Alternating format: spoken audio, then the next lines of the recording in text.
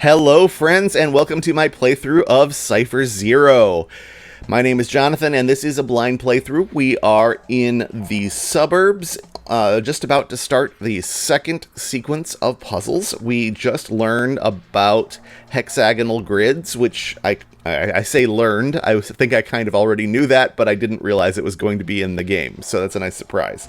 And we mostly had the dot that was indicating basically minesweepery information about neighboring cells, and that was just about it. So I imagine we'll see interactions with other types right now. Let's see what this holds.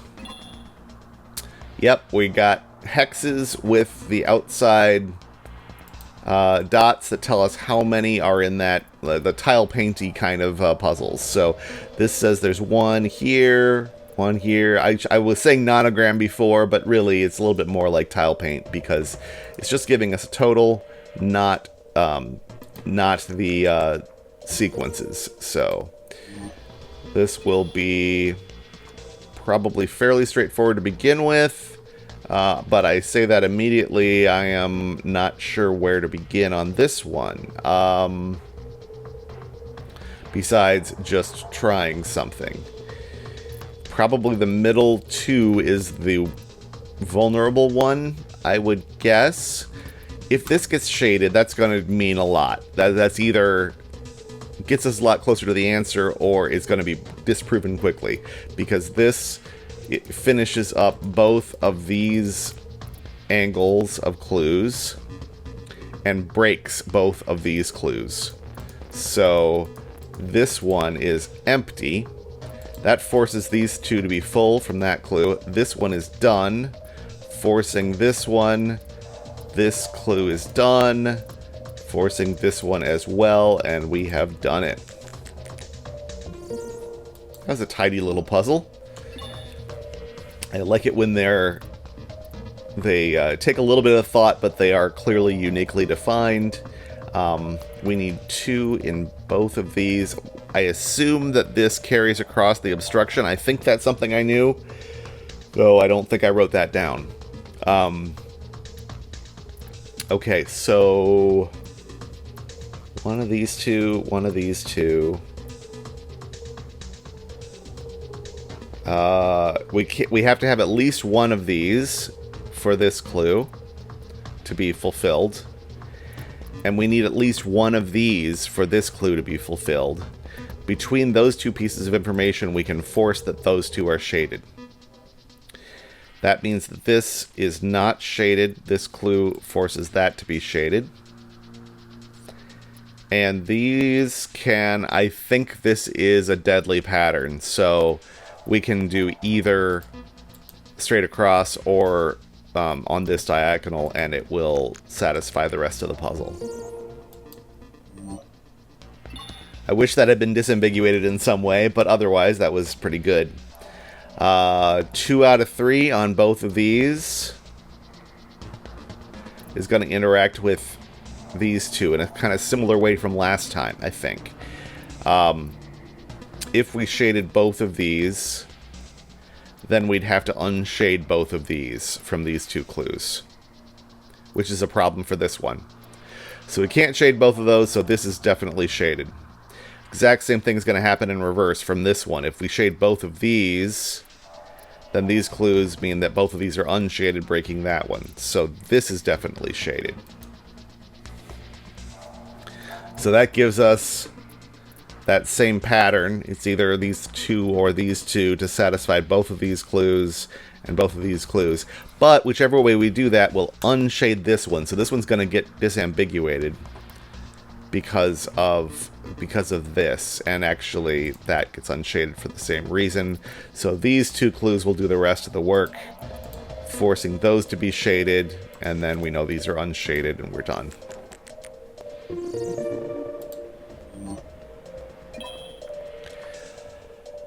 Alright, 3 out of 4 is a lot.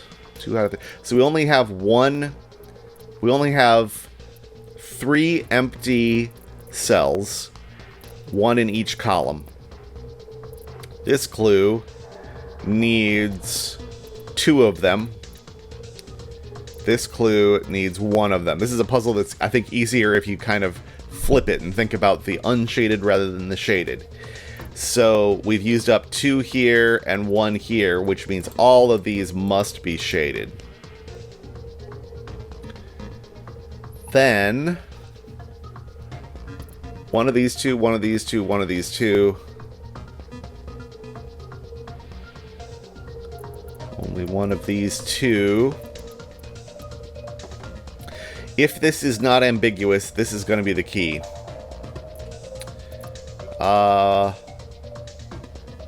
But maybe... Okay, because if this is shaded, that unshades this, but also unshades that, and breaks this clue. So this is unshaded, and that's going to do the rest of it, because this clue tells us this is unshaded, this clue shades this one, that clue is done, this clue needs 1 more, and we've done it. Alright, and what is next up? We've got larger regions, and what I learned before is that these, unlike the dots, don't count regions, they count cells. So this will be satisfied by this region alone, because it counts as 2. So that forces this one because of that clue, which is great. And this needs 2. Let's do this region. This one is satisfied, this one is satisfied, this one is satisfied, that one is already done. Next up, we've got... What have we got that is... oh, these all see completely unique regions. Like that, that's interesting. Okay, so... What if we shaded both of these, then we've accomplished both of these clues. So these 2 can't be shaded, which breaks this one. So one of these is unshaded, which means both of these have to be shaded from these 2 clues. That satisfies this clue, so that's not shaded, so this one has to be to finish up the 2s in these diagonals.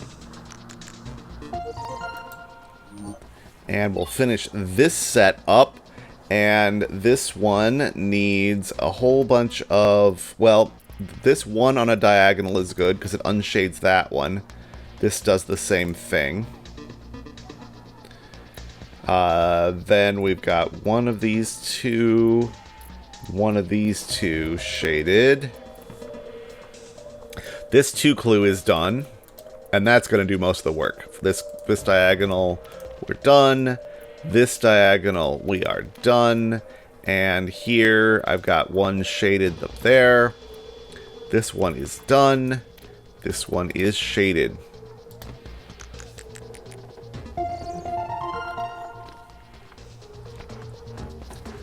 And we've finished that sequence. And this was a particularly short one. I was expecting them to get harder immediately, but it looks like we are... still kind of learning how these interact with other ones. So I'm going to push on and do another sequence and probably regret that.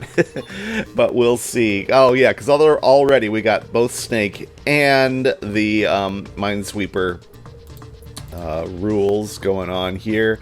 The 4 will be satisfied as long as the Snake goes one direction or the other. Can't go this way because of that dot.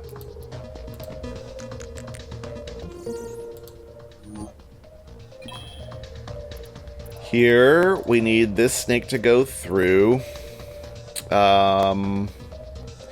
This needs to see... well, I think this is just going to work. This sees 3 of them. This sees 2 of them. I don't know if it's unique, but I don't have to care. We're going to push on. Here to here. This clue is already satisfied, so those 2 are unshaded.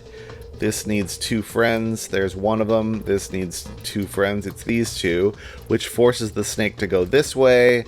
Snake goes around like that.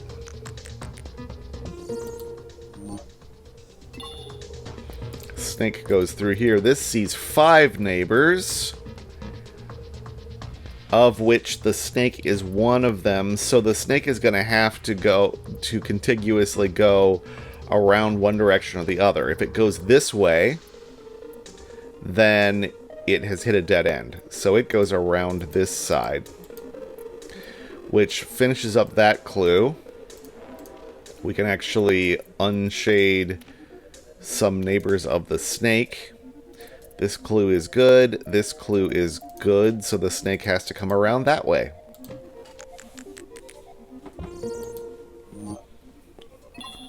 Here we've got nothing quite as big this time. We have to see... This needs to see 3 neighbors. That will necessarily incorporate the snake. But I don't think all of the cells that we are going to encounter need to necessarily be hit by the snake, because this could see one up here, for example. Those would both be out. I think this will work. If we snake down here, the 2s are good. This 2 is good. This 3 needs one more, and it can't touch the snake, so it goes up there.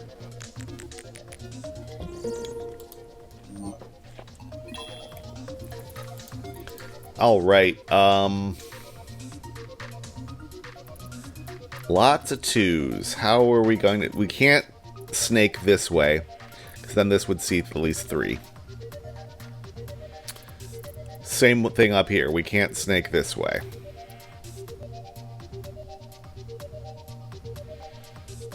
We can't snake down this way because this would be unhappy. Same up here.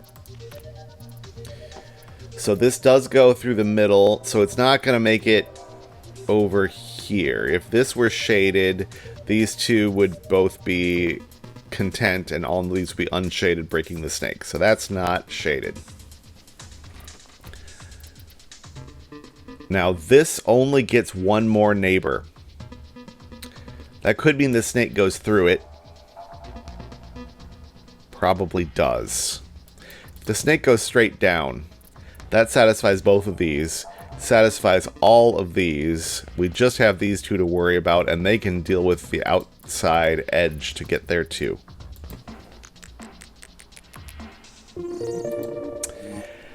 Right, halfway through this one, and so far so good. We got 5 out of the 6 of these neighbors. Again, there's no way for that not to be part of the snake.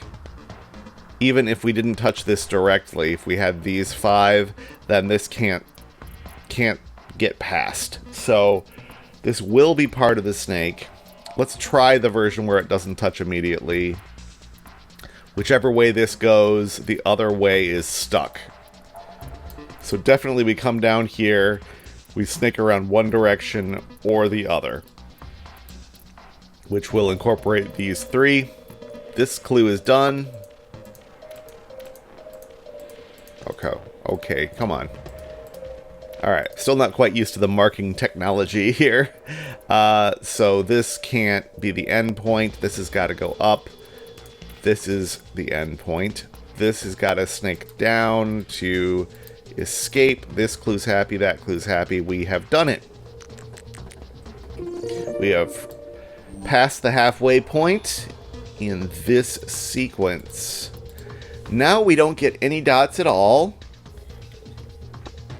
This is an interesting puzzle. It's almost a maze because we can't fill that one in. So this is going to go down this way. Can't fill this one in because the snake would touch itself. So it has to come down this way. If we went down here, then we'd be stuck because this breaks the snake touching itself rule, as does this. So it comes up this way. So none of these are part of the snake. That means this can't be part of the snake, certainly. If we went down this way from this side, we'd have to come out from this end, and there's no place that we could do that without the snake touching itself. So this comes around this direction. we won't be able to travel along this. So however we get out, we've got to end up here, which means we've got to go... Oops. We've got to go straight up. So this can't be part of the snake. This can't be part of the snake. It's got to go around like that. And there we go. Oh, I really liked that one. Be nice if we had some more, but I don't think they have, probably won't have anything more to explore with that idea. We go from here to here. This has got to continue on into a cell that this touches, so that's going to take care of 2 of them. Got another 5, and I guess the open question is, can we have these 5 not be part of the snake? If we did, the snake would have to... Well, the snake certainly can't go around this way, because that's more than 2. So those 2 are not... Well, I can't say that they're not shaded. They're not part of the snake. So that's definitely out. If the snake goes up this way, then it would have to continue, giving us the 3. That's okay. It would have to keep on going this way. And then we would need 5, and we would be stuck. It's a long way to see it, but I think I've convinced myself the snake can't go up. So it's going to have to go down, finishing up that clue. Can't go that way. Keeps on going. That's 2 out of the 3 needed for this one. The snake doesn't go this way, so it does go that way. That's all 3 that this clue needs, so this has to keep going. The snake is part of the 5, and that is all the clues. Felt good about that one. This is a little bit wider open. 5 out of 6. So again, is this part of the snake? Can we snake around without touching this middle? I don't think we can, because we clearly can't get around either of these, and we're not going to be able to get around the outside here. So we're going to have to go through the middle. And when we do so, the tricky bit here is going to be entering and exiting the middle without exacerbating the problems of any of these. Let's say we tried not to use this dot with the middle section. Then this would have to be unshaded. These would be the 2 endpoints. This would have to keep on going. We'd have this dot. This dot would end up being a problem because this end of the snake couldn't keep going anywhere. So that's my logic for saying this is definitely part of the loop. The loop is going to have to be broken on this side. So all of these get unshaded. The loop keeps going there. One of these 2 is the empty bit. If the loop ends here, it's got to keep going. We've already used both of our dots. We're not going to be able to get up there. So the loop has to do this. With this going on, this going on, that is taking care of that clue. But there's just enough space to squeak by on both sides. 3 more. We have both of these as snake endpoints. 5 out of 6, so one of these is unshaded and all of these are shaded. This fiber can't be... The loop can't go this way, because these 2 would be unshaded, breaking this fiber. So the loop goes around this side, and has to go around here to see all of these. These are unshaded by snake connectivity. This comes around this way. We need 2 more for this clue. Unshade these next to the snake. This needs 3 more, which is going to be also necessary for the snake to make it around to that side. That was easier. All the given information helped a lot. We again have the beginning of a 5, and this ain't gonna cut it because this would be a dead end. So it's gonna come around this side. These are out. It's gonna have to keep going. And if it goes this way, 2 isn't enough for it to make it all the way around, so it goes this way. Could go up and only see this once, or could go over and continue that way. Let's see about this side. We have 2 holes this time, so we could go this way and leave 2 holes open. Or we could go this way.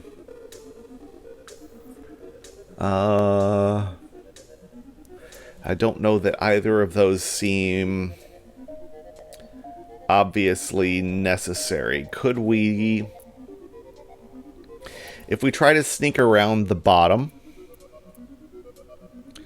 1, 2, 3... Yeah, if we try not to engage in this loop with this this end. We obviously can't go this way. We would go this way. We can't go up here. We would keep going. And then what? We would have to come up here. And we're still going to have to engage in this. But actually, I think I may have stumbled upon a solution. Because this actually, I think, does work. This sees 2. This sees 2. Yeah, that was a bit of an accident, but it certainly is a solution. Probably the solution. And we finish up. We have to shade these 2.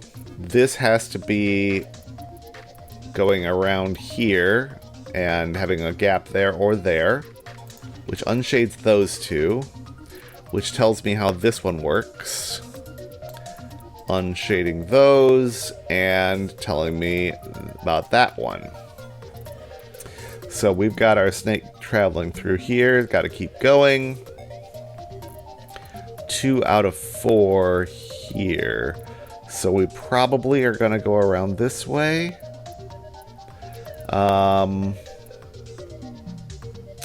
We could we go this way? If we filled this in, we would have all 3 of these done. So this would keep going. Now we would need all of those to be filled in, and we're at a dead end. So it doesn't keep going this way, it goes this way. That means if this is part of the snake, it's got to be these 5. Seems likely, but I don't know that for sure. This has got to be part of the snake, and one of these 2 has got to be the empty bit. So these 4 are all in. If it went this way, we're at a dead end. So it goes around here. This clue is happy. This is done. This comes out this way. We can only have 1 more. That's got to be it. So for the snake, not to dead end. And it is, as suspected, going to go around this last bit there. And we have completed another sequence. And I presume we've got at least a couple more in this area because we haven't done the triangles yet. And then they're going to likely have some combinations for us, gonna guess. Is this yeah, this is maybe we'll do it all in this sequence. This is a long sequence, so not engaging in that right now. We will do that next time. I will see you tomorrow. Thank you very much for watching.